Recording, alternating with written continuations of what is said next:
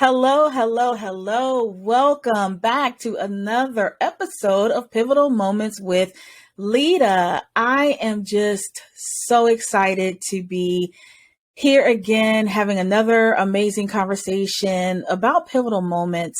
They're just so important to really talk about these moments in our life that really change the game, that just put us, in momentum for greatness. So I'm just super excited, and I love it when I get to sit down and talk to guests like I have today. So I am going to get right into this conversation because I have been looking forward to having this amazing person share her pivotal moments. So I'm going to be welcoming Arva to Pivotal Moments. And as you guys know, I don't do a big introduction because I want you to hear from her what she's doing, and then I'll just tag on at the end. So without further ado, Arva, welcome to Pivotal Moments. Thank you so much, Lita. I am so excited to be here with you this evening.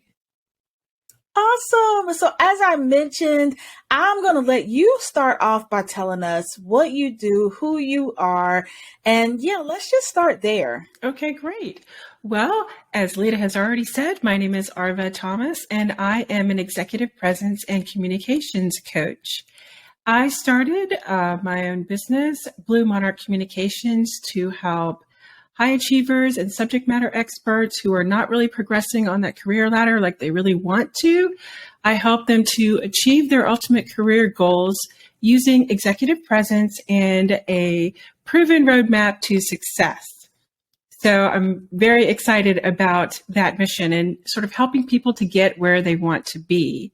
Now, in addition to that, I will say I am multi-talented. Yes. I would also say to that as well, I am a voice talent as well. I love to do like commercial voiceovers and also corporate narration. And in my day job, I am also a corporate trainer. So that just sort of scratches the surface of all the things that I have my hands in. But it is a joy and a pleasure to be here with you today. Well, Arva, here at Pivotal Moments, we love it. We love to hear all the people doing all the things. And, what you do is really, I know we'll probably get more into it, but it's so important, the work that you're doing and what it actually creates for people. So Right. I'm excited to dig even deeper. But of course, the theme of the show is pivotal moments. So what pivotal moment are you going to be sharing with us today? I'm going to be sharing today a career pivotal moment. And this goes all the way back to the beginning of my career, which I began as a K through 12 Spanish teacher. And to give a little more background on that, I do come from a very long line of teachers. Like seemingly everyone in my family has been a teacher or is a teacher or was a teacher at some point. Both of my parents, my aunts, my grandmother, all of them teachers. So teaching was sort of like the family business. All of them were in education. And so when I got out of college with that education degree and I went to start teaching high school Spanish, even before halfway through the year, I knew this is not for me. This is just not for me. And it was kind of scary because, as I said, this was the family business. Everyone does it so well in my family. It is their gift. And I thought that it was my gift as well. But it turned out that that was not quite the age range or the demographic that suited my talents and my strengths best. So midway through the year, I said, okay, I know I'm going to finish out this contract. I'm going to give these kids the best that I have. And then I've got to do something else. Had no idea what that something else was going to be. And so I took the safe route and I went back to school. Wow. Yeah. So I ended up getting a master's in Spanish linguistics. So it was still keeping with the theme of Spanish because that was my love, my passion. Well, when I finished the master's, again, at a crossroads again, saying, what am I going to do? And I actually had an opportunity to teach as a teaching assistant at the university while I was getting my master's. And I loved that. I mean, that was great. I was able to shine in my gift. I think it had something to do with the kids were a little older, and many of the things that were so difficult and such detractors for me for teaching high school, I didn't have to deal with that at the college level. Still, I knew at that point I didn't want to get my PhD because that's typically what you need in order to teach at the university level. Although, funny enough, I did become an adjunct instructor. Oh, wow. Yeah, so I did that as well. But so the pivot was from traditional education to that first job that I had after getting my master's, which was with the federal government. Now, even that wasn't quite sure sort of how that was going to fit. It was sort of a get your foot in the door type thing, and then sort of see what the possibilities could be. And I stumbled right into teaching workshops. Wow. Loved it. Felt right at home. It lit up my soul. It was fun. That was my passion. So finally, I was like, okay, I get it. So I have the gift, the family gift, but not for K to 12. So that was just a small pivot. And I was so happy, especially looking back, that I made that pivot, and I made it early on. Like, I recognized right away, this is not, that the teaching high school was not for me, and made that pivot, just that small adjustment, and then found my way. So that was a real pivotal moment for me. And it set the course for my career in government. As I said, teaching, doing workshops, doing presentations, public speaking, speaking at conferences, all of that transpired in my career. And that is using the gifts that I have for teaching, which of course, and I guess you said one pivotal moment. I know. But it just sort of flows, like right in there. Right. Because, once I was able to get my footing in that, and that is not to say that all of the positions that I've had, because I've certainly scaled the career ladder in my government career. That's not to say that all of the positions that I had were for corporate training or during those workshops. Sometimes the duties were different, but I always found a way to work it in. I always found a way to work it in a way that could light up my soul, but also fit the mission and the vision and the goals of the organization. So definitely a pivotal moment for me. That's awesome. And what I really love about your story, Arva, we talk about it here on Pivotal Moments, and that is the ability to not go with what other people have outlined as your destiny, right?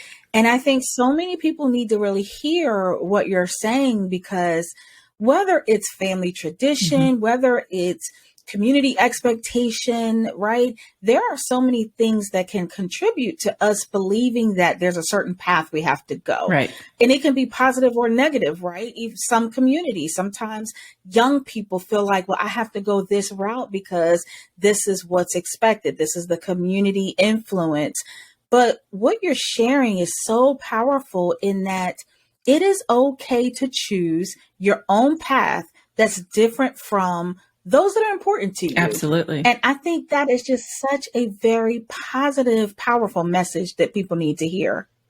Thank you. Yeah, it has really served me well. It's funny because, as I was preparing for this interview, I, of course, did some introspection and sort of thinking. And I know one of the things that you said, well, what is the main thing? What is that main thing that I learned from that pivotal moment? And it is to, just like you said, chart your own way and do what you love.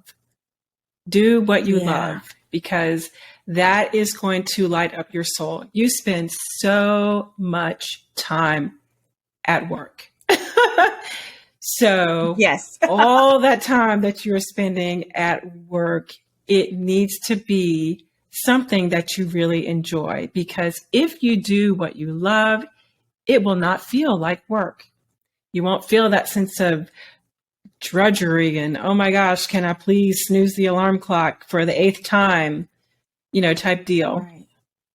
So it's just Yeah. really Yeah. the main thing is to focus on and find what it is that you love and do that. And even if your main job is not that thing that you love, find a way to work it into the job to the extent possible, which is what I did. And then also, there are opportunities outside of your job or your career to do what you love. So seek out those opportunities so you can have that joy and feel that purpose and live that purpose as well. Yeah. Wow. So, we always touch on the adjustments, right? Because, I always say it's kind of the pretty, the sexy thing to talk about these amazing pivotal Right. moments and how wonderful they are, right? But the truth of the matter is there's lots of adjustments that we have to make, even when we are walking in our purpose and we've made this pivotal moment, right? So can you touch on some of those adjustments that stand out to you that you had to make within this pivot? Sure. And it's funny because, when I thought about the adjustment, I really moved over. I've been talking more about my career and my business, but the adjustment came in my personal life. And that was the result of a divorce. So divorce is so painful and such just a really tough thing to go through. And it required a major adjustment for me, which first of all was to accept the death of the dream and the vision that I had for my life. And also to figure out, okay, this is not what I chose, but this is a change that has been, thrust upon me. So, okay, now it is time to figure out what is the new normal. What is the new normal? Because I have two kids. I never envisioned myself as, being a single mother at the time that I got married. And yet there I was figuring out, okay, what is my life going to look like now? And how can I make it into something that I am, proud of, something that I can excel in, something that I can provide the best for my children? That required a major adjustment, an adjustment in my mindset, an adjustment to really forgive myself for what I took on as failure, the failure of the relationship of my marriage. And that took a while to really truly accept that and move forward and say, okay, well, now it's a new day and life can still be great. It can still be great. So I would say that was a time when I had to really adjust. And that was throughout everything. So, what's going on in your personal life will affect everything. Well, certainly it affected my career because at the time that I divorced, I had been at home with my children. I had left my career and been at home with the kids for about 3 years, about 3.5 years, actually. And then re-entering the workforce full-time now as a single mom. I also had to make an adjustment, and this is where another pivot comes in. I know I'm sort of going back to the first part, but because I had to accept the death of that vision and that dream for my life, I also had to figure out what is the best thing for my children. But that's what I was always thinking about. But I was also thinking about, oh gosh, now I really have to put me into the equation now, because I cannot pour from an empty cup. Right. So, that led to the decision to move from where I was. I used to live in the DMV, where you are. And right. I used to live in Virginia. And that was what catapulted, or that's sort of what was the catalyst rather for me to move back home. I'm in the Atlanta area. Yeah. And I did that because I realized I can't pour from an empty cup, and I have no opportunity for that cup to be filled if I stay here, even, after the divorce. So talk about adjustment. Moving two kids, home, finding a job, buying a house, keeping all of that, helping kids with homework, being the full-time mom and the full-time breadwinner, and managing a career, managing a household, and looking out for, what's best for them, what is, just really wanting to make a life for them that would be as stable as possible. Wow. And one thing I love about these interviews and these conversations, I know that there is someone, either listening, watching, tuning in, that is at the stage where you were, right? Is at that stage where they're dealing with some type of loss. Maybe, like you said, it's a loss in their relationship, in a dream or something, right? And when you're in that spot, it can seem like you will never be out of that. It can feel like the darkest place ever. And it's so powerful, your story, because it shows people that there is light at the end of the tunnel. For those my listeners, click the show notes. Definitely check Arva out. For my viewers, they will see you're sitting here beautiful, happy, right, glowing. And so it really does speak to wherever you are in that journey. If right now is a little stormy, a little rainy, a little dark, you can get through it. There's light at the end of the tunnel. So I just absolutely love your story. Thank you. I absolutely Thank you. love It's definitely been a journey, and I think the thing that I take from that is that, change is inevitable. Mm-hmm. Change happens.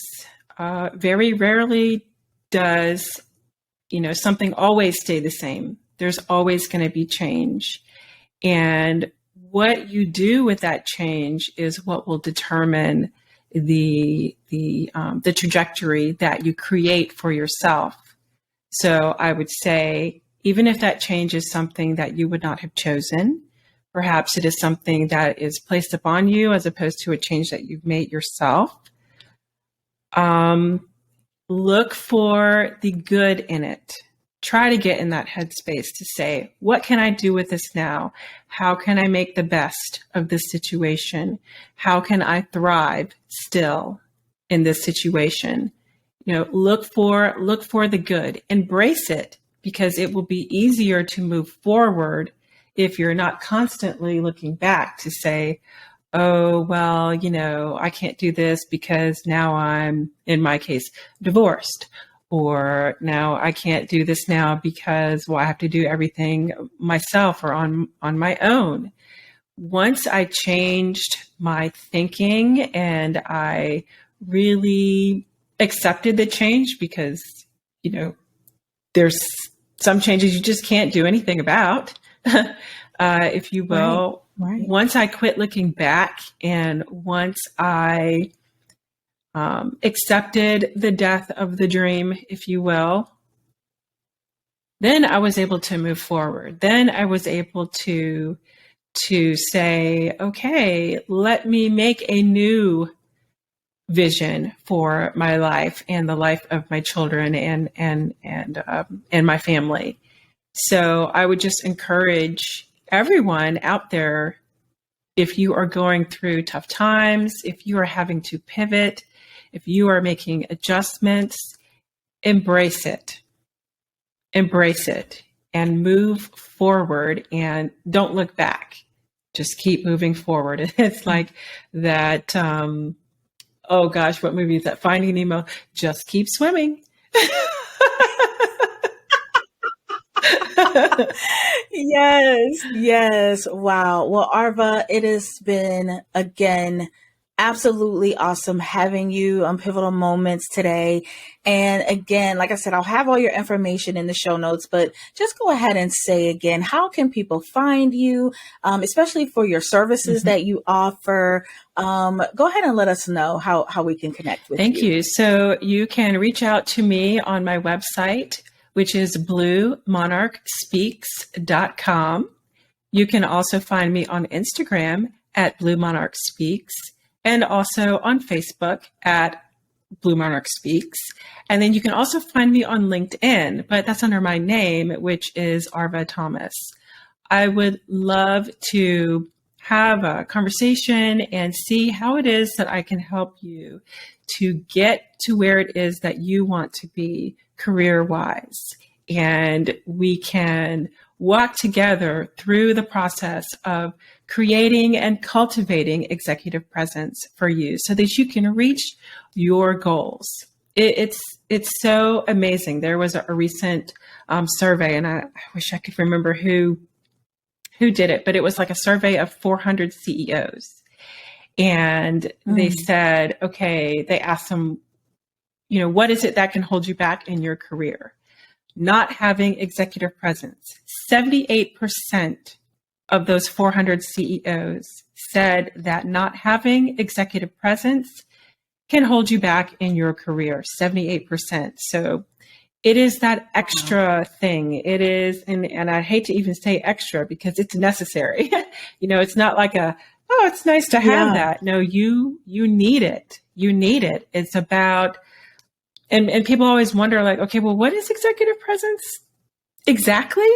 Executive presence is a set of soft skills. It's interpersonal skills, which are huge.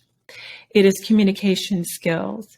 It is decision making, being bold in your decision making. It is being able to clearly articulate what your vision and your goals are, aligning it with the mission, vision, and goals of your organization so that you can show results. It is, the thing that people usually associate it with. It's like, oh, that person has such charisma, or, they're such a great speaker. Yes. Good public speaking skills are also part of executive presence. It's just such a big piece. It affects everything. It affects everything in your career. Yeah. And once you cultivate executive presence, because it is it's just, you a little enhanced, if you will, you carry that everywhere you go. So whether you're at work, whether you're in line at the grocery store, whether you're picking up kids, you have it because it is who you are. So I just look so forward to, hearing from your listeners and having that conversation so that we can get them on the path to where they want to be. I absolutely love it. You all heard it here. Reach out to Arva, get that executive presence. If for anything, any and everything that you're trying to do professionally, it sounds like this is the, as they say, the filter that you need, right? So I love it. I love it. Well, Arva, once again, thank you so much for joining the conversation today. I'll have all your information there. And I look forward to us just doing some things in the future, collaborating. And also, I must mention for those who are listening to this before August 21st, if you're listening to this 2022, Arva is going to be at our BCN conference. Yes. So again, if you would like to meet her and talk to her, find out more about executive presence and what you need to do to have it, come on out to the conference. I'll make sure to have that link in there as well so that you can meet Arva in person. I'm looking forward to it. So yes. Well, thank you so much. We will sign off. Once again, thank you for joining the conversation. And thank you to you all out there for continuing to support and tuning in to Pivotal Moments with Lita. We will see you next time.